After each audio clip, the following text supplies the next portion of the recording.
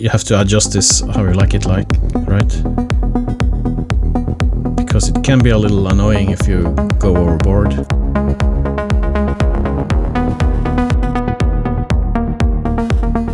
So I'm working on something here, and lately I have been using less and less tracks in my productions and more trying to make the tracks I have in my productions as good as possible. And to do that you have different tricks you can use, automation, and yeah, you can automate all different types of things, especially in Ableton Live. Today I'm going to do that on this track I'm working on. It's a kick and bass, a few synthesizers here, just some percussion. Nothing really that exciting, but I've been trying to making things more simple. The track is starting with this thing.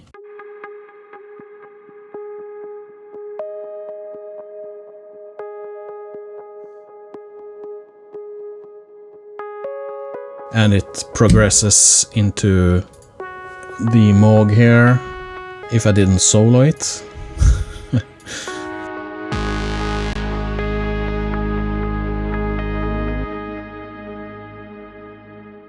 You can do a lot of different things here, right? So this is Diva, and it's just a patch like this. Playing this melody here. So what you can do, for example, in Diva, I like to make it a little bit out of tune, and Diva is perfect for that. Just make it a little bit more analog feel, like it's kind of out of calibration. So what you can do is, you can take Diva here and you can go to Trimmers, and you have the oscillator voice detune here, so you can play with that.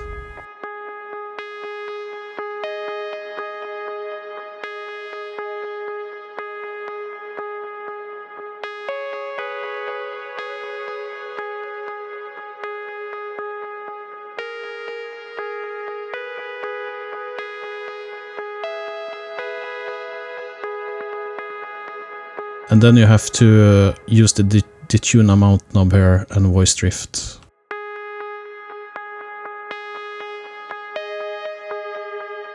So you hear when we go to max, you hear the detune.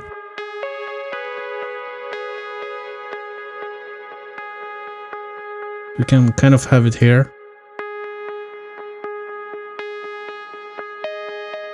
You can also turn up voice drift.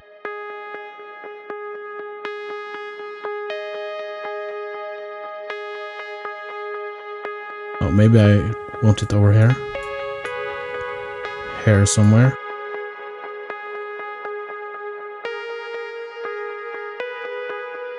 So if we turn that on with the Moog and everything.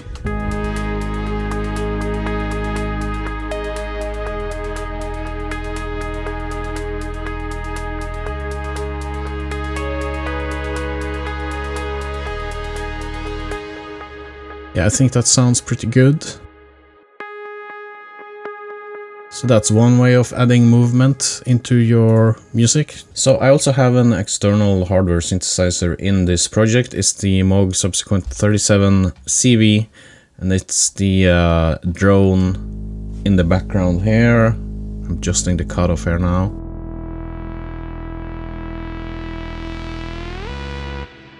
I also have some automation on that one. Usually I just use the plugin from Moog, the control plugin, but I'm having some issues with it and it doesn't work. So I can't control, I can send patches, but I can't control the cutoff and all of the parameters here. So what I showed you earlier is that you can just, or I could before at least just draw some automation lines using the filter cutoff and all of the parameters here. But now I have to do it in another way, write the automation directly into the MIDI clip. That's also possible because then you don't really need to have the control plugin here. So the way you do that here is that you double click on the clip itself, or you can just get it there, and it will look like this. When you double click on it, you will see the notes. I'm not sure if my head is in the way here, but you have envelopes here. So you click on that, click on that arrow and you go here to MIDI control, and then here you have all the effects you can send to this synthesizer, all the MIDI parameters. So you have to check in your manual what corresponds to that kind of effect you want to modulate. So in my case, it's the frequency knob for the oscillator 2 pitch. So this will move between 7 semitones up and down. So when it's in middle, it's synced to the oscillator 1 semitone. So here.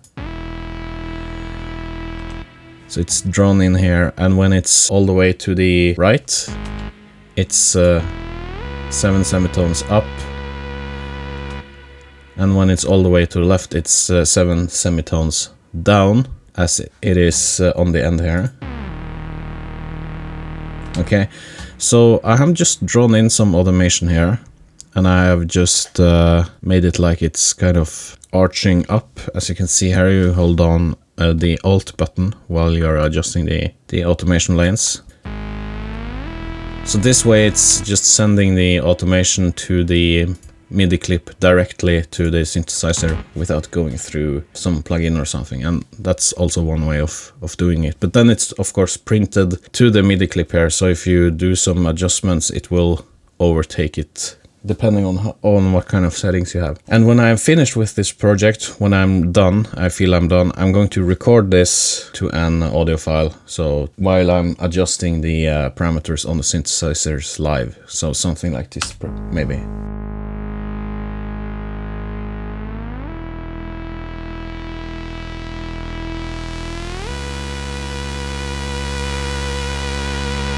And in with some multi-drive.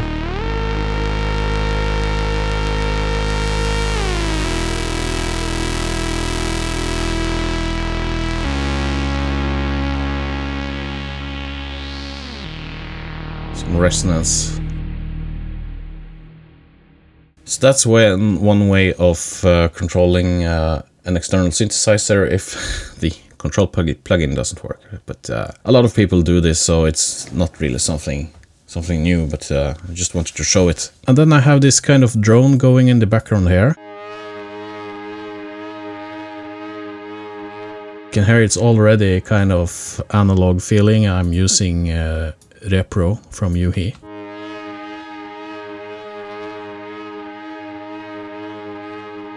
And I have also added a Saturn 2 just to make it a little bit more gritty.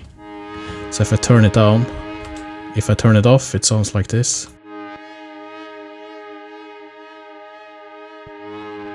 And you can listen when I adjust the drive knob here.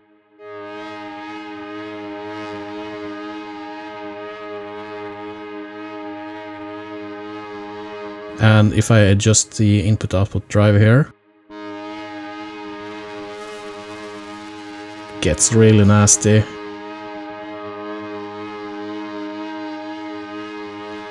So what you can do here, you can do different things, right? Press A on Ableton. If you turn the knob here, you see that the automation lane is going here.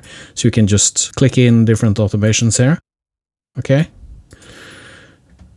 Yes, but what I like to do is use an LFO. I think you have to have Ableton Live Suite or maybe the one in the middle to get this effect, but it's built into Ableton Live. Just go to Audio Effects and search for LFO, and it's under Modulators. You drag it in here. So let's say you want to adjust the drive knob here. You can do that with this LFO. You go to Saturn here, you click this arrow down, you click Configure, so it gets green, and then you just adjust the button in the plugin window you want to automate. So if we want to automate the drive, just click it here and it will appear underneath here under the configure button, and on the IO drive you see it appears here. Good. Click on configure again so it doesn't light green. Then we have the LFO here. I press on map and I just click on I guess it's band 2 drive, I think.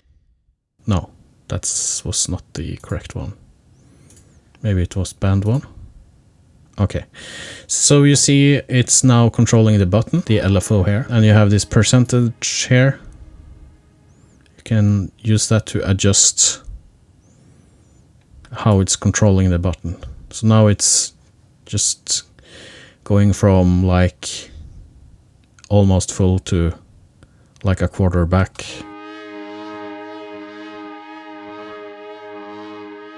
So you have more movement. Turn it off, no movement. So the movement here you can adjust as well. You can adjust a lot of different things. You can change it to, for example, triangle. The waveform. Square. Just random stuff. Okay, so I want it to sine. And you can adjust the rate here.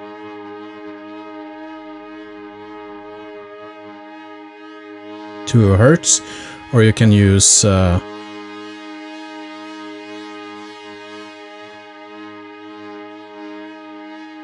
this option as well.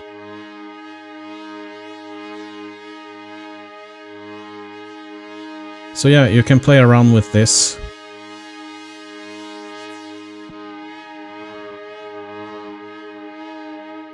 And you can also go to offset. So if I wanted the knob to be more backwards, I'm not sure what to say. I think you can do that with the offset. So let's see.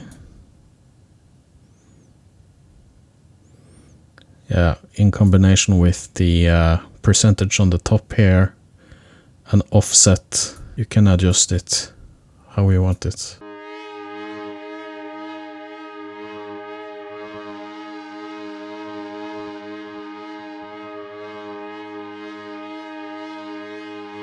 Okay, so I want it somewhere there, but you can also use it on drive here. And there I want another LFO, but I want it to be slower. So just take another LFO and map it to, I think it's this one. Yeah, you see here it's going, drive.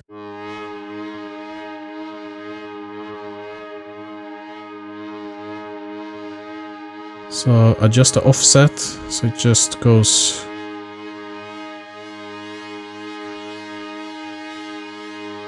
on the middle and up.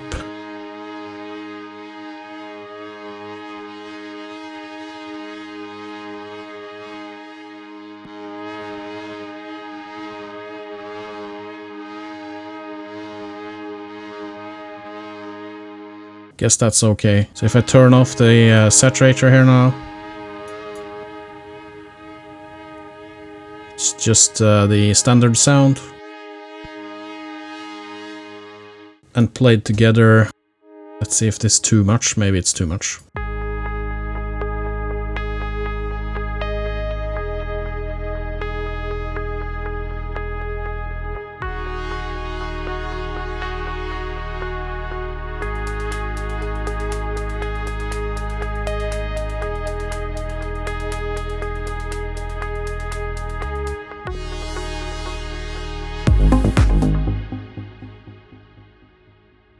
I think that's good for now. And then I go into the, I want to call it the drop, but yeah. It goes into this thing.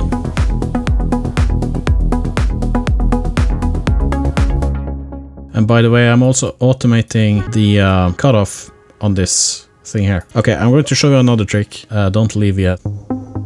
We have this thing here. Not sure if this is going to work. I'm missing something in the high end, but obviously the cutoff is low. I don't want to take up the cutoff because it gets too bright.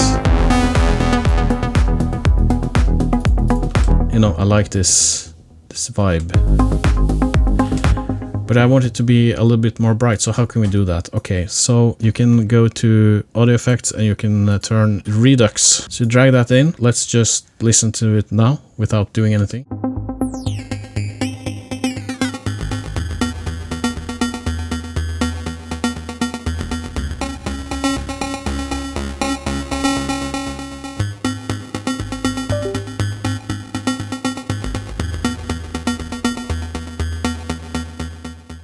Obviously, this doesn't sound that good.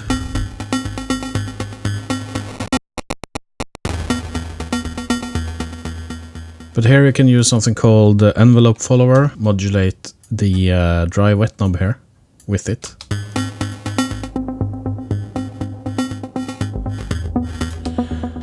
So you just map it to the dry wet knob, and it will use the notes as kind of a source. And now we have some kind of thing going on up there.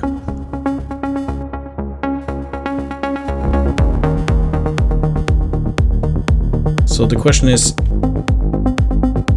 you have to adjust this how you like it, right? Because it can be a little annoying if you go overboard.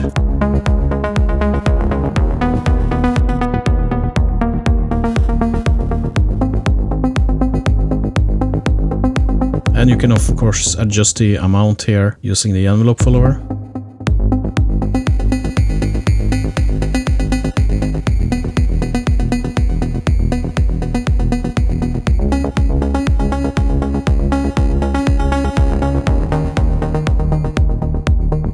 I think that was enough here actually.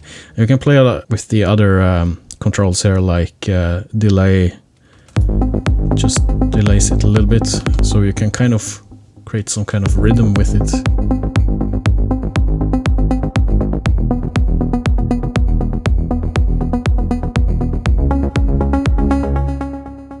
Yeah, so with everything.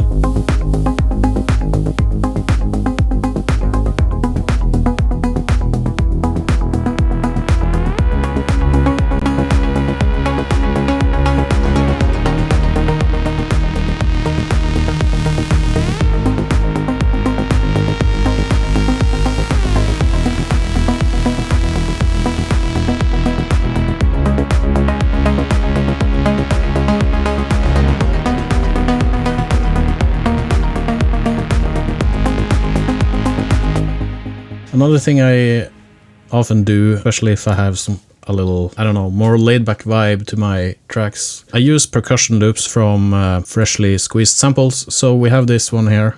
I usually just go to transients here and reduce the transients here.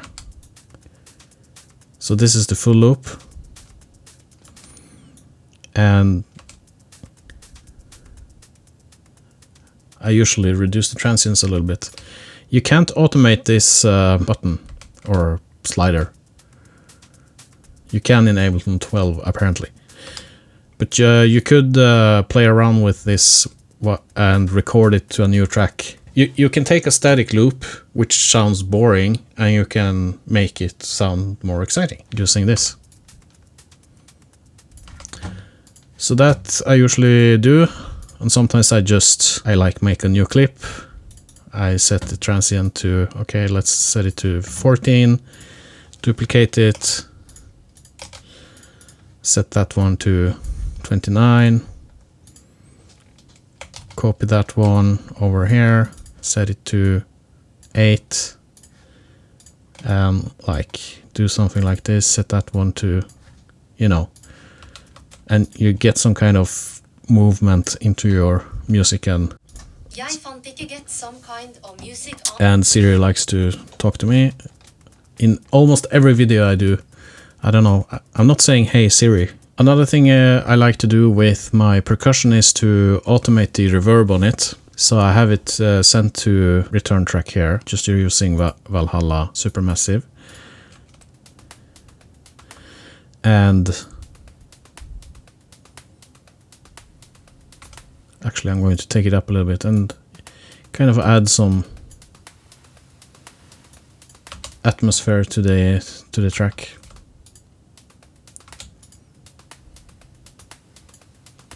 Like so. I also have an EQ on my reverb here, so I am taking off the low end. If there are any low end reverb, you don't want that.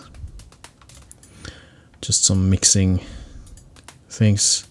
And I'm not saying that this is a rule or anything. I'm just showing you what I do. I'm not saying I'm an expert at this and this is like the way you should do it. It's just a way I have found that makes things sound interesting. So this is one of the ways I'm working towards today. I'm trying to get the most out of the basic idea first. So I'm not adding a lot of tracks and instruments into my tracks if it doesn't have a place. Obviously you can do that if you need it. I'm trying to exhaust all of my options with the original idea first. It has to be good, and with all of these tools you have in your DAWs, you can make your original track just sound something completely else with all of the modulators, filters, LFOs, everything you can do to affect the sound. And I think it's more important to just try to stay focused on the basic idea before you flesh it out to something bigger. Obviously, if you make an EDM track, you kind of need to have a kick and you need to have a bass and maybe some percussion. Of course, that's fine to add that. But it seems like this type of workflow is working better for me, and I get better ideas in the end, and not trying to focus on building the projects as big as possible. I hope this helped in a little way, and I could also try my new camera setup and everything here when I have been switching between Mac and PC and all of that types of things. That's all. See you in the next one. Goodbye.